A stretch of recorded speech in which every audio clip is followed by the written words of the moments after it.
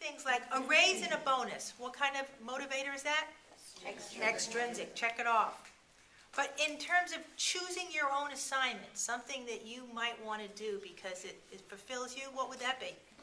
That would be an intrinsic motivator. Greater responsibility. For some would be a great intrinsic motivator. For some it would be a reason not to take that job.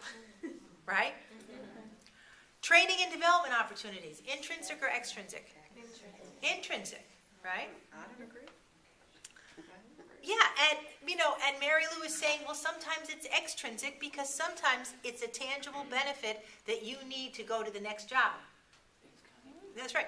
When you take a program like today's program, that's more of an intrinsic training motivator because it's more of a soft skills topic, dealing with people. But if you needed a certain certification in order to do your job, let's say you were an RN or something, then training and development becomes more of an extrinsic reward. Again, situational, right?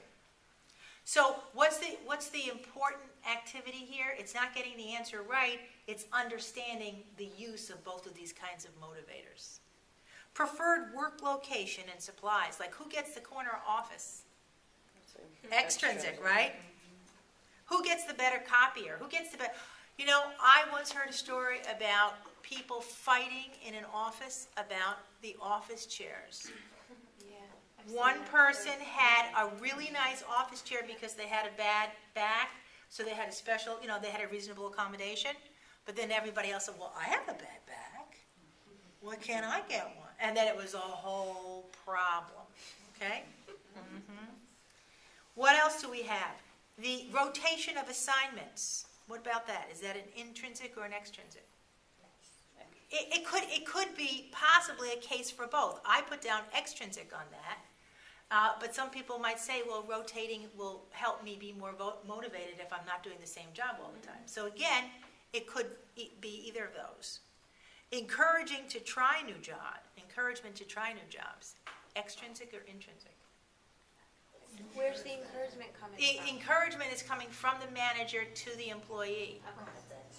Then it's extrinsic. But if the encouragement is coming from the employee to the manager, like, gee, manager, I'd like to try X and Y, then it becomes intrinsic.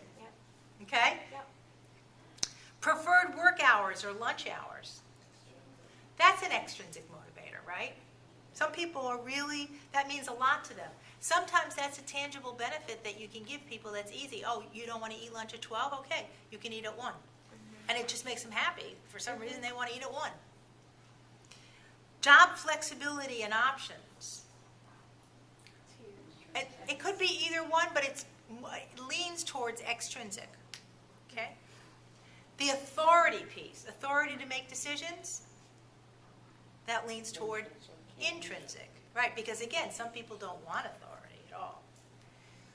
Title. How many of you, show of hands, have gotten a promotion, no money, just the title? Anybody? Yeah, we like titles. We like titles, right? Same job, title is better, I like the job better, right? That's an extrinsic motivator, right? Mm-hmm. And finally, overtime or holiday, like the turkey, the overtime or holiday cream, that's an extrinsic. So both types of motivation are needed in the workplace. They do different things. But as far as long-term motivation, you want to have more intrinsic motivators to keep people motivated on the job longer.